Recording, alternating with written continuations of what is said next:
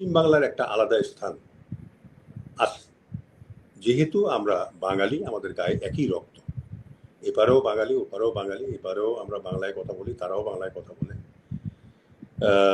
সেটাকে আমরা আহ, আহ, মূল্যায়ন করতে চাই, বাংলাদেশের মানুষ মূল্যায়ন করে। এর কথা বললেন যে যেখানে 14 লক্ষের মতো হিন্দুকে বেনাগরিক করা হয়েছে এবং ইয়ে করা হয়েছে, তো এটা কিন্তু তিনি করতেন। তো যেহেতু কোয়ালিশন গভর্নমেন্ট, কাজেই তিনি এখন এটা করতে পারছেন না।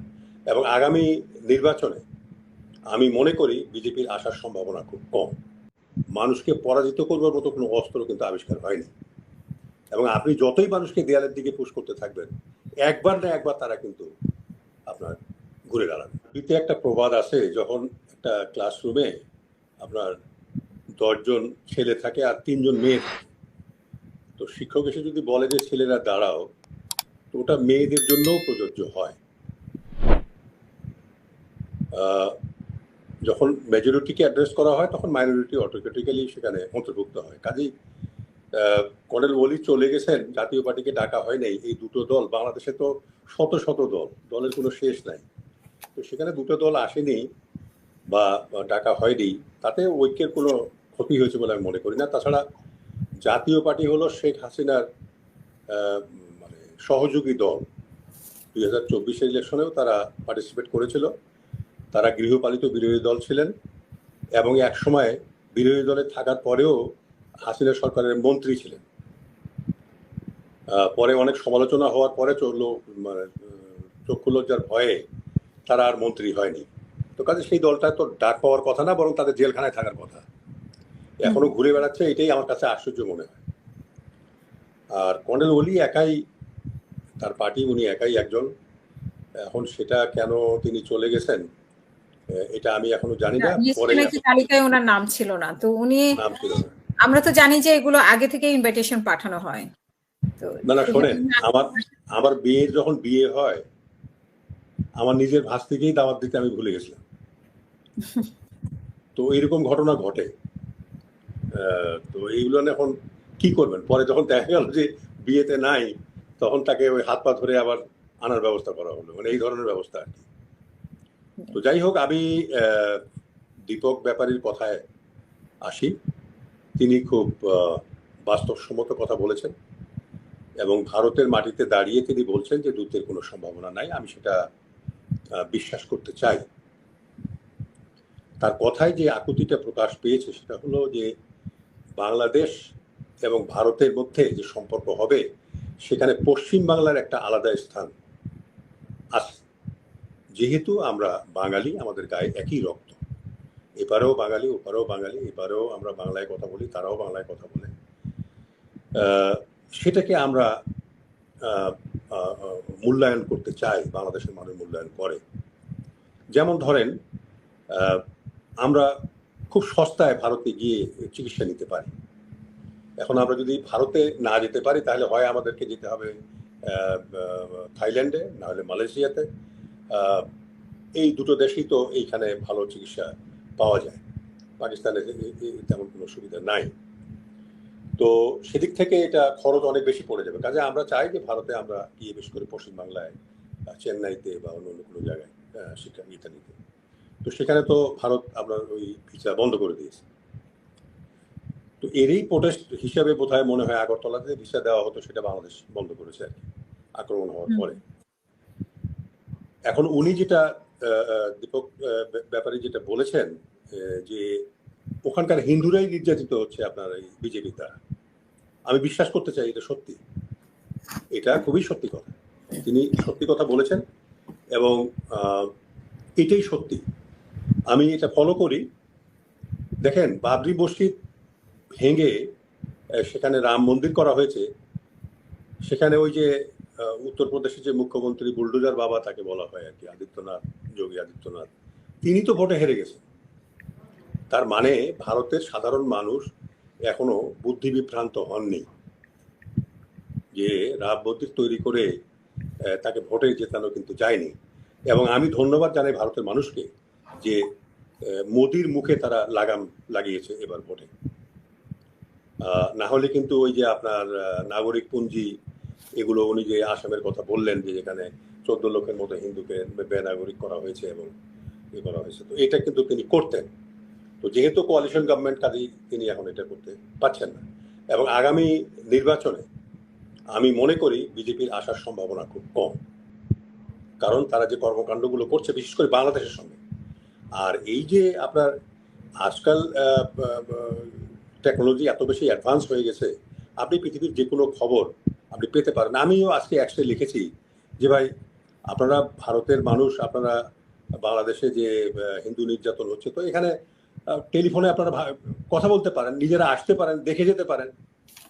কথা বলেন না কেন? আপনারা বাংলাদেশে তো অনেক হিন্দু আছে, তাদের সঙ্গে কথা বলে জিজ্ঞেস করেন যে ভাই কি হচ্ছে এখানে।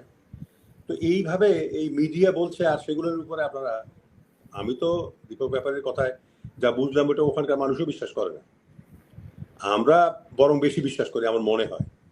কিন্তু তো এই রোহিঙ্গাদের এখন মানে এদের কোনো আর বাপ মা নাই, কেউ আর তাদেরকে দেখাশোনাও করে না, ওই কিছু টাকা পয়সা দেয়, ওই দিয়ে তারা চলে আর কি, মানে এদের চলে।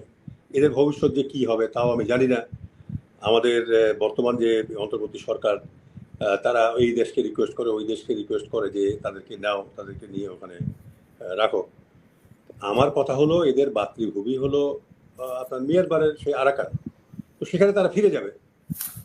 তো আমি প্রথম থেকেই কিন্তু বলে আসছি যে আমরা 3 লাখ রোহিঙ্গাকে আমরা প্রশিক্ষণ দিই, সামরিক প্রশিক্ষণ, অস্ত্র দেই, অর্থ দেই, সাহায্য করি আরাকান স্বাধীন করার জন্য। এই যে ওখানে যে সিভিল ওয়ার শুরু হয়ে গেছে, এরা কিন্তু গোলে হরিবোল দিয়ে বসতো, কিন্তু এতে ওখানে গোলে হরিবোল দিয়ে হয়তো আরাকান স্বাধীনই করে ফেলত, কিংবা ওখানকার আরাকান আর্মি কিন্তু বাধ্য হতো এদেরকে গ্রহণ করার জন্য, যে ঠিক আছে ভাই, তোমরা আমরা মিলে যুদ্ধ করে এই জানতাকে পরাজিত করে তোমরাও আসো, আমরাও আসি, একসঙ্গে বসবাস করি। এই কথাটা আমি কিন্তু প্রথম দিক থেকে বলে আসছিলাম। তো যে আশ্বাসটা আপনাকে আমি দিতে চাই দীপক ব্যাপারী, সেটা হলো 47-এ যারা এখান থেকে গেছে ভারতে, তাদেরকে যদি বাংলাদেশে দিতে চায়, বাংলাদেশে অন্য কিছু করতে চায়, এদেরকে কিন্তু রোহিঙ্গাদের মতো আমরা কিন্তু প্রশিক্ষণ দেব। প্রশিক্ষণ দিয়ে ওই পশ্চিমবাংলায় তাদের এই স্থানটা একেবারে বিজেপি শূন্য করে ওখানে যারা যারা অনন্তকাল থাকতে পারে স্বাধীন হয়ে, সেই ব্যবস্থা কিন্তু করা হবে। কারণটা হলো, আমি আর্মির জেনারেল হিসেবে বুঝি, মানুষকে পরাজিত করবার মতো কোনো অস্ত্র কিন্তু আবিষ্কার হয়নি। এবং আপনি যতই মানুষকে দেয়ালের দিকে পুশ করতে থাকবেন, একবার না একবার তারা কিন্তু আপনার ঘুরে দাঁড়াবে, এবং সেদিন কিন্তু আর কোনো রেহাই থাকবে না। এই যে বিজেপির যে মোদির যে আপনার এই যে একটা ডিস্ট্রাকটিভ পলিটিক্স, আপনার এই যে ধর্মকে ব্যবহার করে প্রত্যেকটা মসজিদের নিচে এখন তারা ওই ইয়ে খুঁজে পাচ্ছে, মন্দির খুঁজে পাচ্ছে। আর এইটার নির্যাতনের হাতিয়ার হয়েছে ওখানকার আদালতগুলো। হ্যাঁ, ওখানে গিয়ে বলে যে হ্যাঁ ওটা ইয়ে করতে হবে, সার্ভে করতে হবে, করে টোরে তারপরে কি হলো না হলো, একটা নাকি কি পাওয়া গেছে ওখানে। হ্যাঁ, এই করে করে কালকে তো দেখলাম এক টিভিতে বলতেছে যে 1810 খ্রিস্টাব্দে বা 1810 খ্রিস্টাব্দের দিকে ব্রিটিশরাই নাকি ওটা সার্ভে করে বলেছিল যে এইখানে শিব মন্দির আছে, ওইখানে ও মন্দির আছে। এখন দেখেন এইগুলোর পরে কিন্তু পার পাওয়া যাবে না। আমি একসাথে লিখেছি রে ভাই, যে বা আপনারা যদি ভারতের সমস্ত বিজেপি যদি সমস্ত মন্দির মসজিদ ভেঙে দেয়, স্থাপনগুলো ভেঙে দেয়, ওর ইতিহাস তো মুছে ফেলতে পারবে না। একদিন না একদিন ওখানকার মানুষই কিন্তু এই ওখানে কিন্তু মসজিদ তৈরি করবে। আমি সবাইকে বলছি, হিন্দু মুসলমান এই যে ডোনাল্ড ট্রাম্প ক্ষমতা মানে যখন আসবে, তখন তুলসী গাবার্ডকে নিয়ে একটা কথা হচ্ছে যে উনি ইসকনের, এবং উনি আসার পরে মানে ক্ষমতা নেওয়ার পরে ডোনাল্ড ট্রাম্প পরিস্থিতি আরো ঘোলাটে হতে পারে কিনা। জেনারেল ফজলুর রহমান, দেখেন আপনাকে একটা কথা বলি আমি, তুলসী গাবার্ড কোন ক্ষেতের মূলা, এটা কোন ক্ষেতের মূলা আমি সেটা বলতেছি। ওরা সিআই এর বোধহয় দায়িত্ব পাচ্ছে, সে কোন ক্ষেতের মূলা? ওখানকার আপনার আমেরিকান পলিসি অন্যরকম পলিসি, ওই পলিসির বাইরে প্রেসিডেন্টও যেতে পারে না। হ্যাঁ, সামগ্রিকভাবে আপনার প্রেসিডেন্ট ট্রাম্প যেটা বলেছে যে মেক আমেরিকা গ্রেট, তো আমেরিকাকে গ্রেট বানাতে গিয়ে তারা একটা আইসোলেশনিস্ট মুভমেন্ট বা ওই ধরনের পলিসি তারা গ্রহণ করবে, নিজেকে আইসোলেট করার। মানে বিদেশে তারা অত বেশি ইনভলভ থাকবে না। কাজে তুলসী গেবারও আপনার বাংলাদেশে ওইভাবে করতে পারবে না। আমি আপনাকে যেমন আজকে গতকালকে বিদান্ত পেটাল উনিও তো যে মন্তব্য করেছেন চিন্ময়ের পক্ষে, তাতে কি মানে মনে হয় কিনা যে আসলে না চিন্ময়ের পক্ষে বলে নাই, আমি যতটুকু বলে নাই আর কি, মানবাধিকারের তারা ওয়াকেবহাল নয় চিন্ময়ের ব্যাপারটা, তারা ওয়াকেবহাল নয় ওইভাবে, সেটা ডিপ্লোম্যাটিক আনসার দিয়েছে। আমি বলি ঋষি সুনাক তো ইংল্যান্ডের প্রধানমন্ত্রী ছিলেন, হিন্দু ছিল, গরু পূজা করতো। সে যখন ওই যে ক্ষমতায় বসে তখন সেখানে মন্ত্র পাঠ করা হয়েছে, তো সে ভারত কি করেছে? কোনো কিছু হয়েছে বলেন আপনি? আচ্ছা, তারপরে আপনার এই যে ভাইস প্রেসিডেন্ট কমলা হ্যারিস, সে তো যখন এই ক্ষমতায় বসাতে 5-10 মিনিট এমনি দাঁড়াই ছিল, শুধু খালি ওই ইস্কনের মন্ত্র পাঠ করা হয়েছিল। তো ওতে হলোটা কি? কিছুই তো হয়নি। তো এখন প্রশ্ন হলো যে ও তুলসী গেবাট কিছুই হবে না, এখানে কিছুই হবে না, কিছুই করতে পারবে না। প্রেসিডেন্ট ট্রাম্প যেটা করবেন, প্রেসিডেন্ট ট্রাম্পকে যেমন হিন্দুরা ভোট দিয়েছে, প্রেসিডেন্ট ট্রাম্পকে কিন্তু ওখানে মুসলমানরা ভোট দিয়েছে। কাজেই তিনি কিন্তু ইনডাইরেক্টলি বলেছেন যে আমি এগুলো নজর রাখবো, দেখবো যাতে ওখানে বন্ধ হয় সবকিছু। তো কাজেই এখানে আমেরিকাতে আপনার হিন্দু মুসলমান বলেন বা জিউস বলেন, মোটামুটি সমপর্যায়ে চলে আসছে এখন, কিছু কম বেশি। কাজে সবাই কিন্তু ওখানে ইনফ্লুয়েন্স করতেছে, সবাই বড় বড় পদে আছে, সবাই বড় বড় ইন্টেলেকচুয়াল ওখানে আছেন। মুসলমানের মধ্যে যেমন আছে, হিন্দুর মধ্যে আছে, ওখানে অ্যাক্টিভিস্ট আপনার ইহুদিদের মধ্যে তো আছেই। তো কাজে এগুলো নিয়ে আমার মনে হয় না মাথা খারাপ করার কিছু আছে। আমি যেটা মনে করি, যেটা দীপক ব্যাপারী বললেন, যে বাস্তবতাকে মানে গ্রহণ করে বাস্তবতার নিরিখে আমাদের এই সম্পর্কটা গড়ে তোলা উচিত। এবং আমি খুব আশাবাদী যে ভারতের পররাষ্ট্র সচিব আসছেন।